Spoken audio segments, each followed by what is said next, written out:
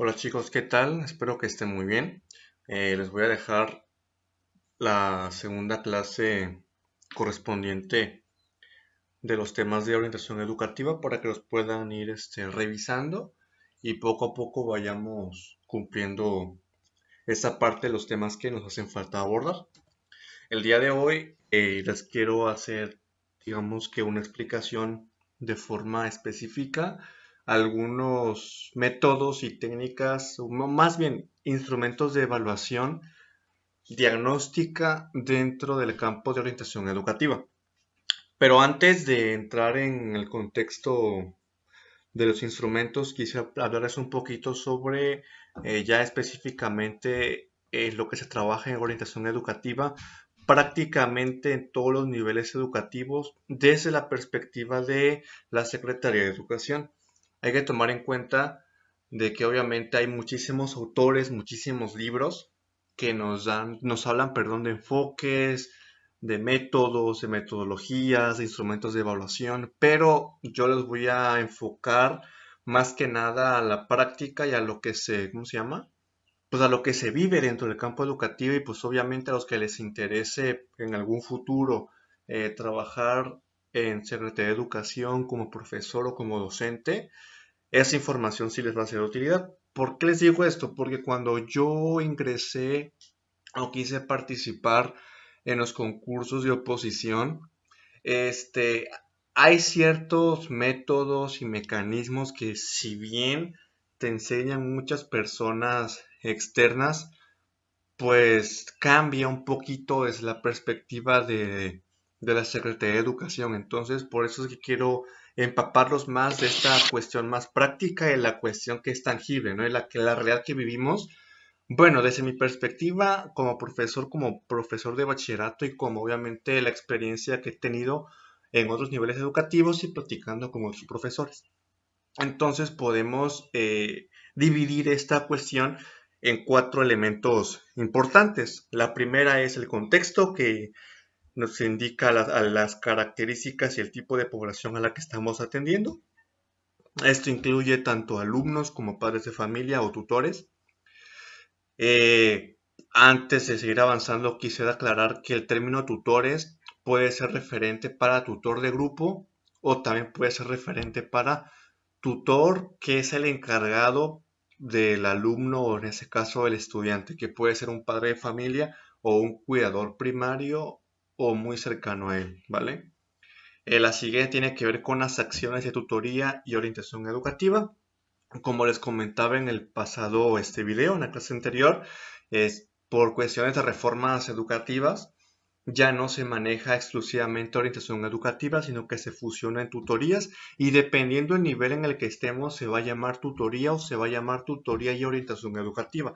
Por ejemplo, en el nivel medio superior se llaman tutores a los profesores que son encargados de un grupo y el orientador educativo normalmente siempre es una persona que se encarga de esta cuestión de orientación vocacional.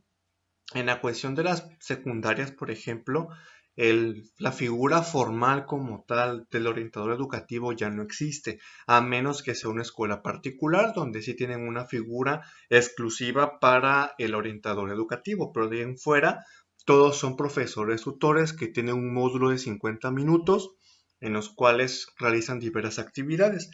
¿Cuáles son esas actividades? Se enfocan muchísimas veces en cuatro elementos que son la parte académica, la parte personal social, la vocacional y la toma de decisiones. La parte académica tiene que ver con cuestiones de hábitos de estudio, cuestiones de rendimiento académico y aprovechamiento escolar. La cuestión personal y social se enfoca más que nada al desarrollo de habilidades socioemocionales, convivencia escolar y cultura de la paz. La cuestión vocacional en el campo de medios superiores para irlos encaminando sobre, pues obviamente, algún oficio, alguna profesión. Y en el nivel de secundaria, lo ideal es que al inicio, por ejemplo, del ciclo escolar se le aplique un examen o un tipo de evaluación para que obviamente pueda elegir de mejor manera de acuerdo a sus características, la autonomía curricular que obviamente mejor le satisfaga. Y la última que tiene que ver con la toma de decisiones.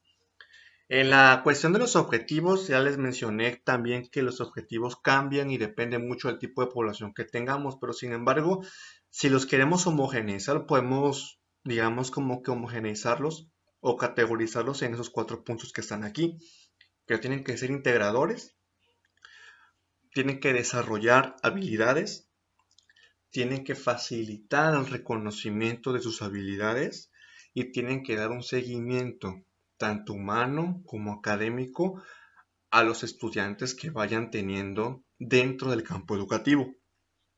¿Y quiénes son los participantes principales o los actores principales de este proceso de orientación educativa? Son los estudiantes, en primer lugar, los profesores, que son los que están interactuando directamente con los estudiantes, las madres y los padres de familia, que son los que están al cuidado de los alumnos, y en general las autoridades locales. ¿Quiénes son las autoridades locales? Desde el director del plantel, supervisor escolar, jefe de sector en dado caso que lo haya, jefe de departamento, secretario de educación, gobernador o presidente de la república, dependiendo del nivel en el que estamos. Pongo el ejemplo de la pandemia.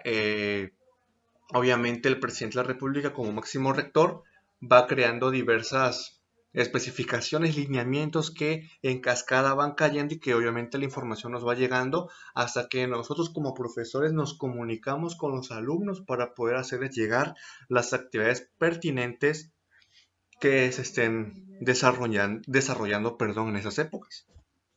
Bueno, ¿qué evaluamos en el contexto?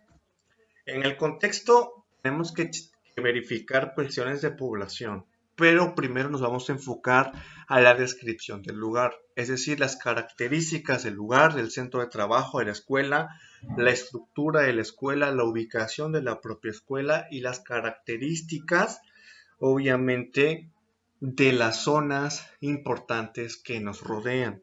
¿Cuáles son las características del centro? Es decir, eh, cómo está compuesto, en dónde está ubicada, cuáles son los accesos de entrada, de salida, cómo están ubicados los edificios, cuántos salones tienen, qué actividades se pueden realizar en la escuela. Por ejemplo, si tú tienes a lo mejor una escuela con 6 grupos, ¿no? Y tú tienes 3 salones, tienes un déficit de 3 salones. Por lo tanto, eh, las actividades que vayas a plantear o el tipo de evaluación que vayas a plantear no van a ser las mismas. O a lo mejor si tu plan de programa de estudios te marca que tu alumno tiene, por ejemplo, que cumplir con una habilidad tecnológica y a lo mejor la escuela no tiene internet, pues ahí es una descripción. Si me explico, es decir, la descripción me sirve para poder identificar las características principales que tiene la estructura escolar y su ubicación, ¿vale? Si es una población rural o urbana o suburbana en este caso. Luego, ahora viene la evaluación de la comunidad. ¿Cuál es el nivel socioeconómico de la población estudiantil? Tratarla de hacer por estratos, estratificar, o sea, el nivel, por ejemplo, socioeconómico alto, medio, bajo. ¿Esto para qué? Porque luego muchas veces, por ejemplo, ya sea el trabajador social o si hay algún profesor de orientación educativa, depende del caso, pero normalmente es en trabajo social, que en escuela pública llegan, por ejemplo, programas de becas o de apoyos, entonces se tiene que tener muy bien segmentada la población para saber a qué tipo de personas y a qué tipo de alumnos le pueden dar ese apoyo, ya sea de becas, de útiles o de algún material que obviamente beneficie a ese tipo de población y no se le dé a todo el mundo y no le demos pues una herramienta que no va a utilizar un alumno o que lo va a usar de una mala manera, ¿sale? ¿Y cuáles son las actividades económicas principales de la comunidad? Tanto de la comunidad escolar como de la comunidad externa a la escuela. Es decir, también tenemos que estar presentes en la comunidad. Esto se hace más, digamos, evidente en cuestiones rurales. ¿Por qué? Pero como la comunidad es más pequeña, es más íntima, es como que el profesor sí se puede ir a meter a la casa de las demás personas, o por lo menos cuando llega se da cuenta, no, pues los ganaderos, los alumnos son campesinos, se van al monte, van a pescar, etcétera. Pero en la ciudad, por ejemplo, casi no nos damos esa tarea y es más como que ignoramos esa parte, nos damos más al trabajo escolar, al trabajo áulico, y las cuestiones, pues obviamente de productividad económica las dejamos de lado y esa parte es muy importante. Saber en dónde trabaja el papá de Juanito, saber a qué se dedica la mamá de Pedrito, porque todas esas son variables que vamos a ir estudiando más adelante. Y hago un paréntesis aquí y les digo un ejemplo muy, muy sencillito. Un día hubo una alumna, a mí me tocaba la clase en una secundaria, en la primera hora a las 6 de la mañana, y esta niña llegaba y se dormía. Y muchos maestros era como que se quejaban de ella y la regañaban. Oye, ¿por qué te duermes? Que no sé qué, vienes a la escuela a estudiar. Y un día, pues, estaba en la clase y yo le dejé dormir porque yo soy muy de ese estilo. Y ya cuando se levantó le pregunté, oye hija, ¿por qué te duermes? Ya empezó a contar, mire, es que mi papá es taquero y tiene una taquería y pues obviamente vende los tacos de noche. Y los jueves y los viernes pues son los días que más se vende y obviamente la gente llega más tarde porque se va de fiesta. Entonces, pues obviamente hoy viernes, en ese entonces me dijo, pues terminamos a las 3 de la mañana, llego a mi casa a las 4, nada más me duermo un ratito y me baño porque tengo que venir a la escuela. Entonces, eso, por ejemplo, es una descripción de una actividad económica. Y cómo esa actividad económica que es el papá afecta de una manera el rendimiento académico del alumno. A eso es lo que se refiere con entender el contexto o conocer las actividades económicas. Tú no le vas a decir al señor que no venda tacos, porque al final de cuentas es su sustento. Tú lo que tienes que hacer es una adecuación curricular o una adecuación para que ese alumno no se vea tan afectado en su rendimiento académico, porque al final de cuentas es una tarea de orientación educativa, ¿vale? Y la siguiente tiene que ver con la estructura. La estructura tiene que ver con el organigrama que tenga la escuela, eso lo platicamos igual en las sesiones que tuvimos presenciales. Organigrama de cuestiones administrativas hasta cuestiones operativas. El administrador es el que administra el centro de trabajo, director, subdirector, personal administrativo de control escolar. Y los operativos son los que ejecutan las acciones, profesores, etcétera, ¿vale? Y obviamente identificar los recursos que tenga la escuela, es decir, recursos financieros, recursos materiales y recursos humanos. Depende igual la naturaleza de la escuela. Muchas veces, por ejemplo, si es escuela rural, solamente se mantienen de las cuotas escolares, cuotas voluntarias o colegiaturas, le llamarán algunos. Las escuelas públicas, por ejemplo, que están en la ciudad, muchas tienen un fondo o un subsidio que les da la Secretaría de Educación, sumado a lo de la cooperativa escolar, y obviamente se complementa con la donación de padres de familia. Y cuando un padre de familia no dona, no hay tanto problema. Bueno, sí hay problema, pero no tanto como si fuera una escuela rural, porque la escuela rural sí depende 100% de un recurso que le dé el padre de familia. Entonces, a eso también se vienen ahora las políticas educativas que tienen que ver con el no pago, por ejemplo, de cuotas escolares. A lo mejor algunos centros educativos sí aplican, pero para otros no. Entonces, por eso es que les hago el hincapié de que debemos de conocer completamente cuestiones del contexto, obviamente, a todo lo que refiere a la escuela. ¿Sí? Perdón, en recursos materiales son los elementos tangibles con los que cuenta la escuela, por ejemplo, cuántos salones, cuántos casilleros, cuántos pupitres, si tiene computadoras, si tiene laboratorios de química, de física, de matemáticas, si tiene qué tipo de talleres, bueno, ahorita se llaman autonomías curriculares, qué tipos de clubes tienen, de lecturas, etcétera. ¿Por qué? Porque con base a eso, yo como orientador o como profesor tutor puedo ir orientando las actividades donde más tengan problemas mis alumnos. Por ejemplo, si tengo un alumno a lo mejor que tiene un déficit en lectura y veo que el profesor de español tiene un club de lectura, yo creo que para poder reforzar las habilidades de lectura de ese alumno, lo puedo mandar para ese club. Para eso es la especificación de recursos. ¿Qué otro tipo de recurso material existe? ¿Cuántos baños hay? ¿Cuáles son los baños que existen? ¿Y cuáles son los tipos de materiales que yo puedo tener? Les pongo un ejemplo. En la escuela secundaria donde yo trabajaba, teníamos un alumno de educación especial con necesidades educativas especiales. Él era una persona con un déficit visual, no veía prácticamente nada. Entonces, la directora mandó a hacer un baño especial para él y todos los accesos donde se podían eh, modificar, mandó a hacer rampas para que este alumno pudiera, pues obviamente, caminar con mayor libertad. Y conforme fue avanzando de grupo o su escolaridad fue avanzando, los salones se fueron adaptando para que él pudiera adaptarse mejor a esta cuestión escolar. Eso también tiene que ver con una parte importante de la orientación educativa.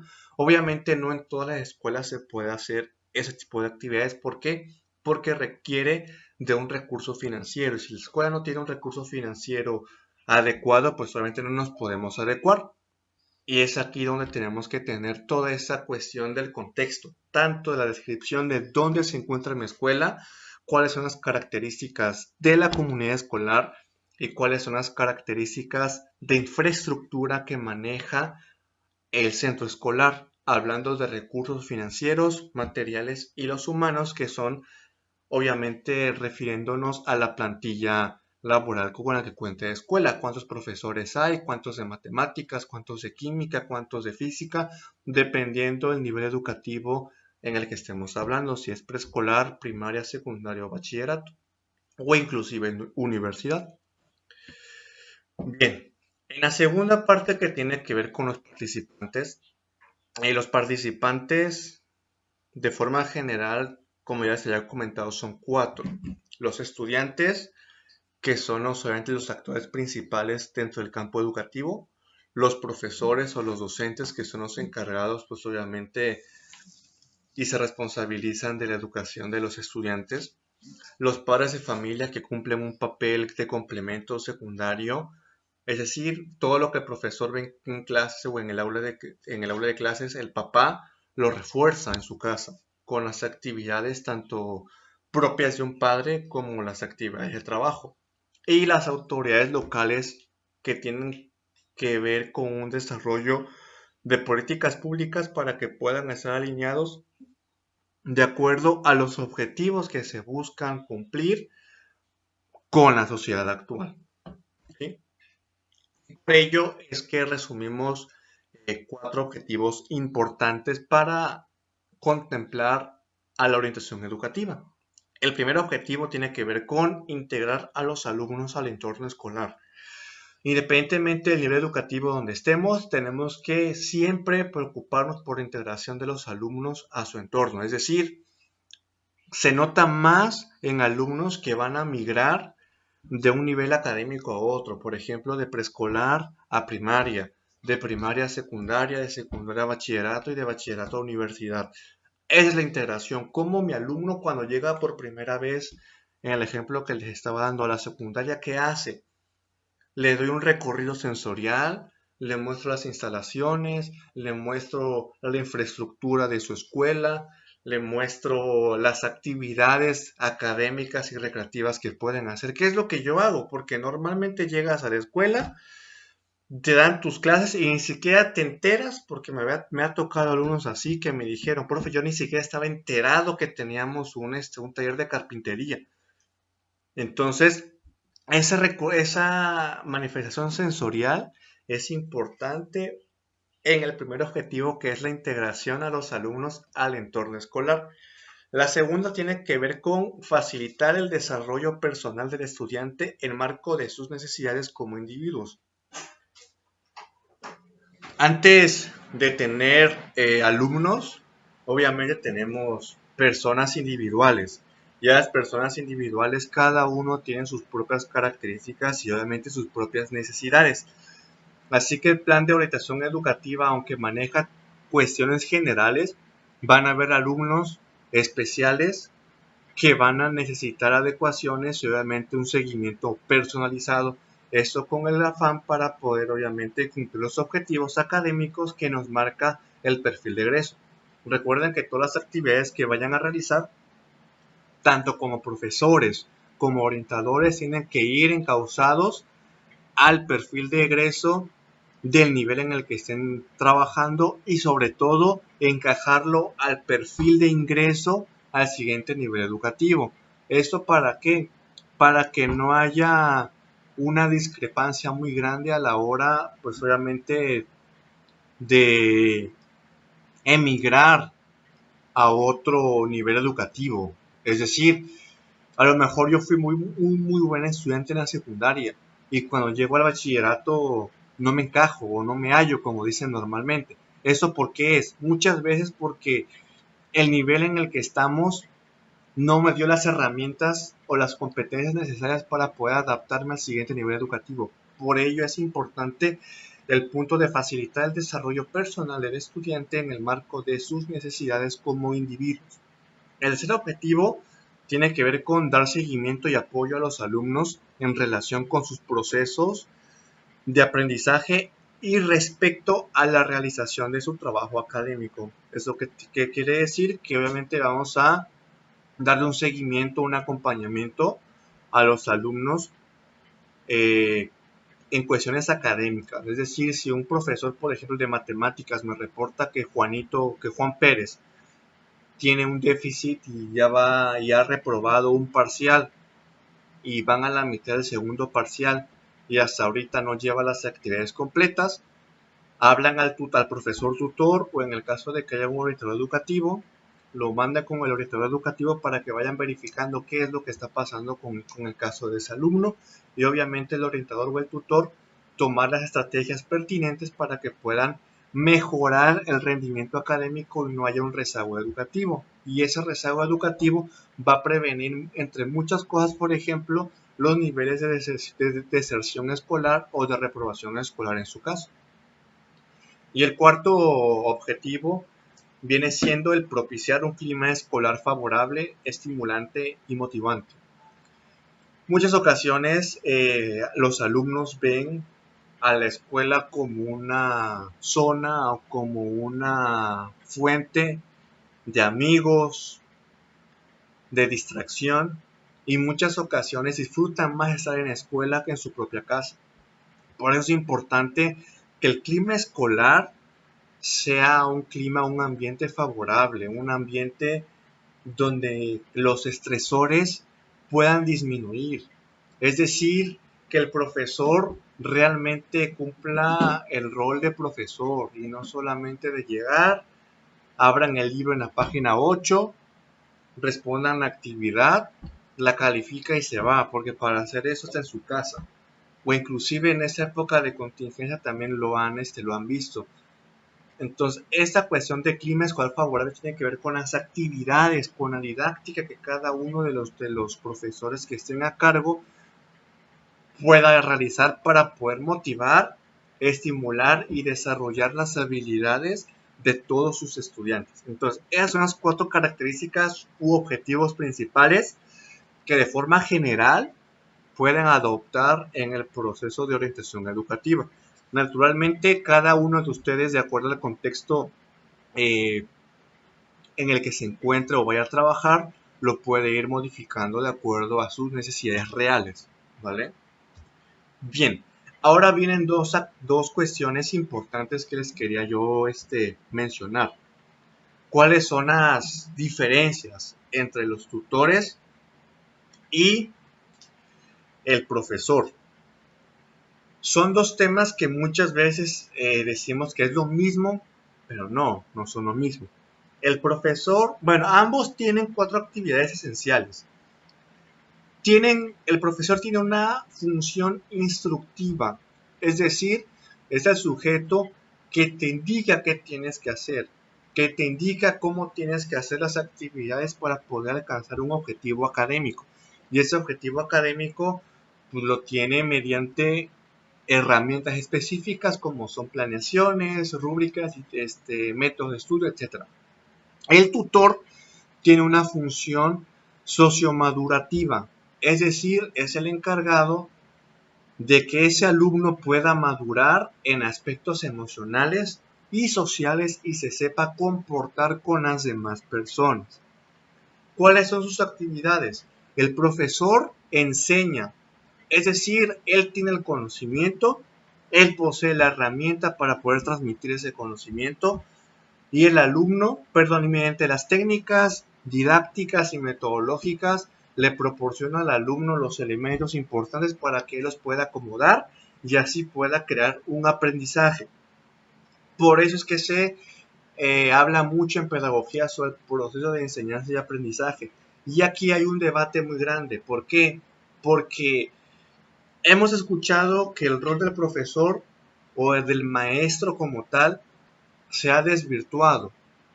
Y aquí hay que hacer una diferenciación muy grande, porque una cosa es ser maestro, una cosa es ser facilitador, a como les marcan normalmente a los profesores o el maestro. Un facilitador te facilita algo que ya está hecho. Tú tienes algo, lo facilitas, lo entregas y tú lo entiendes a como Dios te da a entender. El maestro tiene la obligación de descomponer ese conocimiento en su mínima expresión para que tú lo puedas comprender y te enseña algo. Y tome la referencia de los filósofos griegos, Aristóteles, Sócrates, Platón. Ellos enseñaban a sus alumnos. Un maestro, por lo tanto, tiene la capacidad y tiene la facultad de poder enseñar una actividad nueva que era desconocida para el alumno. Obviamente, esto no demerita al alumno y tampoco demerita que el alumno pueda enseñar algo al profesor, porque aquí entra el término de la espiral dialéctica, que el conocimiento rebota, es decir, yo tengo el conocimiento, pero también la persona que está enfrente de mí lo canaliza, lo analiza y por lo tanto lo transforma. Y cuando lo transforma, me lo comunica. Y esa comunicación provoca que yo transforme el conocimiento y eso provoca que el conocimiento vaya avanzando y se vayan encontrando nuevas estrategias. El tutor forma, es decir, educa, como decimos normalmente, educa para la vida. El tutor es la persona, no sé si han escuchado un término muy común que dicen que el maestro no forma. Bueno, obviamente el maestro no forma, pero el tutor de grupo, el orientador educativo sí tiene la obligación de formar, porque tiene las características, tiene el conocimiento para poder modificar la conducta y las emociones de los alumnos para que puedan ser hombres de bien y hombres competentes. ¿Cuáles son las actitudes del profesor? La actitud del profesor es de exigencia, exigencia en el sentido de cumplir con el 100% de una rúbrica o de unos objetivos de aprendizaje mientras que el tutor no exige, comprende. Es decir, a lo mejor Juan Pérez diga, es que el profesor de matemáticas me exige, y está bien, porque el profesor debe de exigir un cumplimiento de una norma. Si tú no entregas una actividad, repruebas. El tutor te comprende, es decir, ok, a lo mejor el profesor de matemáticas no se da cuenta de que tú vendes tacos todos los días, te duermes a las 4 de la mañana y te tienes que levantar a las 5 porque a las 6 de la mañana entras a la escuela. Y obviamente no te da tiempo ni de dormir bien ni de poner atención en clases. Al profesor de matemáticas sí, no le interesa esa parte, pero a tu tutor sí le interesa y por lo tanto él te va a enseñar o te tiene que buscar una estrategia para que tú puedas comprender de una mejor manera ese problema y lo puedas modificar y te puedas adaptar. ¿Por qué? Porque el problema ahí está. Y si la niña me dijo que es la actividad principal de su papá, obviamente no va a dejar de vender tacos para que saque un 10 en matemáticas. ¿Por qué? Porque si deja de vender tacos, no va a comer. Y ahí es donde el alumno va a tomar en cuenta qué vale más, el que yo tenga que comer todos los días o el estar feliz. Y normalmente preferimos irnos a tener de comer que estar feliz. Y es aquí donde entra esta cuestión de la comprensión del tutor. Y por lo tanto, tenemos al final la diferenciación de las competencias. Por una parte, el profesor tiene una competencia científica didáctica, es decir, conoce planes de estudio, conoce mapas curriculares, conoce la aplicación de técnicas, de estrategias didácticas, tiene un conocimiento científico, verdadero, actualizado, y el tutor debe tener competencias pedagógicas y psicológicas, o sea, de comprensión, de escucha activa y de conocer hábitos de estudio, ¿vale? Otro punto importante es la tutoría y la orientación, y la podemos resumir en tres partes. La primera parte tiene que ver con el inicio de la acción tutorial o de orientación educativa, y se basa básicamente en tres aspectos importantes, integrando los tres modelos educativos que se han venido trabajando a la fecha: la reforma educativa de Peña Nieto, el modelo educativo del 2018 y la nueva escuela mexicana. Y los tres nos marcan tres aspectos importantes. El primero, realizar un diagnóstico de toda la comunidad escolar, localizando las actividades que les comenté al principio de la presentación, e integrando dos cosas importantes. La primera, la integración en el centro escolar y el desarrollo correcto de las habilidades socioemocionales. Las habilidades socioemocionales tienen un trabajo muy variado. Básicamente la nueva escuela mexicana te da fichas de trabajo para fortalecer valores y para fortalecer actitudes positivas de cambio que tienen que ver con el bienestar y con la felicidad. Las habilidades socioemocionales se enfocan a trabajar tres aspectos importantes en la vida del muchacho, que es el autoconocimiento, el autorreconocimiento y la expresión de las emociones. Y tenemos otro programa que es el PENSE, que es el Programa Nacional de Convivencia Escolar, que se enfoca en mejorar el clima escolar y obviamente terminar con el acoso que existe dentro de las escuelas. Este es el programa de acción tutorial que se tiene que hacer al inicio de cada ciclo escolar. Hacer tu diagnóstico por cada uno de los alumnos que vayas teniendo. Hacer la integración de los grupos por características o por afinidades. Y que las actividades que tú planees como profesor vayan encauzando o vayan desarrollando una habilidad socioemocional para poder formar en la vida. El desarrollo de la acción tutorial tiene que ver ya con el conocimiento de habilidades, conocer cuáles son tus potencialidades o cuáles son las áreas en las cuales tú puedes crecer como estudiante, fomentar la participación escolar, es decir, que el alumno pueda identificarse con su escuela, identificarse y sentirse orgulloso de la institución donde él se encuentra en este momento, y empezar a trazar un plan de vida. Y este plan de vida va a ir orientado de acuerdo al nivel educativo en donde se encuentre. Es decir, no va a ser el mismo plan de vida de un niño de primaria a un plan de vida de un chico de bachillerato. Tiene que ir enfocado al nivel madurativo, socioemocional que tenga el alumno en ese momento.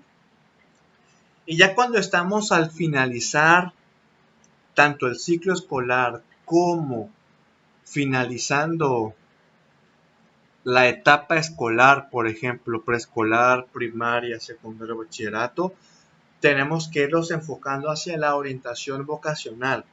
Y la orientación vocacional puede ir hacia la elección de una profesión, de una escuela o de un oficio. Recordemos que no todas las personas y los estudiantes son aptos para poder estudiar una profesión o una carrera universitaria. Tenemos que irnos enfocando sobre esa área. Obviamente, una vez que ya reconocieron sus habilidades y sus potencialidades y trazaron correctamente su plan de vida. Si no lo trazaron, obviamente ese proceso de orientación vocacional va a ser errado. El segundo punto importante que se debe tomar en cuenta en el cierre es la toma de decisiones responsables. Si bien no le vamos a decir al alumno qué es lo que tiene que hacer, sí tiene que hacerse responsable de las opciones que él vaya tomando en su vida. Y tiene que ir aprendiendo que cada opción o que cada camino que él escoja va a tener una consecuencia directa o indirecta hacia él, o va a tener daños colaterales, ya sea para su familia, para sus amigos o para su futuro. Por eso, parte de la orientación y tutoría tiene que irse a que el alumno sepa tomar decisiones de manera responsable. Y el último punto importante que se debe tomar en cuenta en esta parte es el tránsito a la siguiente etapa de la vida. El tránsito a la siguiente etapa de la vida tiene como referencia, pues obviamente, hacia dónde va el alumno. Si es un alumno de preescolar, prepararlo para que vaya a la primaria. Si es un alumno de primaria, prepararlo para que vaya a una vida nueva, que independientemente que va a tener materias nuevas, va a tener cambios hormonales diferentes. Y luego, si es un alumno de secundaria, prepararlo para que haga el salto a la preparatoria. Y muchos alumnos, prepararlos, si van a continuar con su carrera universitaria, motivarlos para que continúen hacia esa cuestión de preparación profesional. Y si se va a dedicar a un oficio, también enfocarlo para que sepa la aplicación, el desarrollo de un oficio. Por eso es importante hacer hincapié que no todas las preparatorias, las universidades y las secundarias son las mismas o son aptas para todos los alumnos. No es lo mismo un alumno que va a estudiar en un DGETA, en un IDIFTEC, a un telebachillerato comunitario. Porque mientras el telebachillerato comunitario, por ejemplo, te enfoca para que tú te desarrolles o te capacites en la implementación de un oficio y tú como estudiante puedas crear tus propios proyectos comunitarios de desarrollo de habilidades primarias, de actividades productivas primarias como son agricultura, ganadería, pesca, apicultura, aún por ejemplo IDIFTEC que te va a preparar para desarrollarte a una actividad económica secundaria o terciaria como lo es, por ejemplo, nutrición, mecanografía, secretariado, técnico en refrigeración, etcétera. Es decir, cada una de las preparatorias tiene un campo curricular diferente y que obviamente va a cambiar de acuerdo a las características de los alumnos. Por eso es importante hacer un correcto diagnóstico para saber hacia dónde vas a enfocar a ese alumno y obviamente no darle falsas expectativas, de decirle tú tienes potencial para estudiar, estudia. No es lo que yo quiera o no es lo que la sociedad me indique, es lo que sea mejor para ese alumno. Y por lo tanto, los programas de desarrollo y apoyo en tutoría lo podemos dividir en tres partes, como ya les acabo de mencionar. La educación socioemocional, que se enfoca en el programa Constrúyete, que es exclusivo para el nivel medio superior. El PENSE, que es el Programa Nacional de Convivencia Escolar, y para vivir con escuelas libres de acoso. Este programa es dedicado exclusivamente para la educación básica, o sea, preescolar, primaria y secundaria. Y con esta nueva reforma educativa que son las pausas activas con la nueva escuela mexicana. Es decir, cada profesor dentro de su clase o dentro de su módulo, en la hora que él quiera, tiene que hacer una pausa activa, ya sea técnica de respiración, técnica de relajación, una actividad física, mecánica que te distraiga para que tú puedas enfocar tu atención en el estímulo que tú quieras y no te satures de tanta información. Esas son las tres actividades más importantes dentro del área de tutoría. ¿Cómo se desarrollan las habilidades socioemocionales? Bueno, les mencionaba que son tres niveles. El primero es el conócete. El conócete promueve habilidades para identificar, conocer y manejar nuestras propias emociones y tiene dos habilidades o dos subhabilidades específicas, que son autoconocimiento, o sea, me conozco a mí mismo, y autorregulación. Una vez que ya me conozco, regulo mi comportamiento y sé cómo comportarme. El segundo nivel tiene que ver con el relaciónate, es decir, establece relaciones constructivas con otras personas. Una vez que yo ya me conozco, que me autorregulo, soy capaz de generar conciencia social y de colaboración. O sea, entiendo mis emociones, entiendo las emociones de la otra persona y eso me va a hacer que yo le colabore de una mejor manera para que podamos hacer un buen trabajo colaborativo. Es decir, ¿cómo se traduce eso? Yo tengo un trabajo de matemáticas Si yo soy un alumno que no domino mis emociones, que no me conozco y que no me autorregulo, le voy a decir al profe, prefiero trabajar solo porque Juan Pérez no hace tarea. Ese no es un alumno que no tiene una habilidad socioemocional adecuada. Teóricamente hablando, lo que reflejamos en la escuela lo vamos a reflejar en el futuro, en la vida laboral o en la familia. Por eso es importante esta cuestión de relacionarse. Y una vez que ya tiene la conciencia social y la colaboración, pasamos al tercer nivel de desarrollo de habilidad socioemocional, que tiene que ver con elígete. Es decir, el tomar decisiones reflexivas y responsables en distintos ámbitos de la vida para lograr metas. Si recuerdan la diapositiva, en el cierre de orientación y tutoría manejamos la toma de decisiones responsables y se va encaminado, tiene una relación directa con esta cuestión del elígete. Por lo tanto, vamos a tomar decisiones responsables y vamos a perseverar. Vamos a enfocarnos en un objetivo, un plan de vida, y ese plan de vida lo tengo yo que alcanzar. ¿Y cómo lo voy a alcanzar? Con el desarrollo de 3 habilidades transversales, que es la atención, claridad y un lenguaje emocional, ¿vale? Es decir, tengo que colocar un nombre a cada expresión emocional que yo vaya teniendo.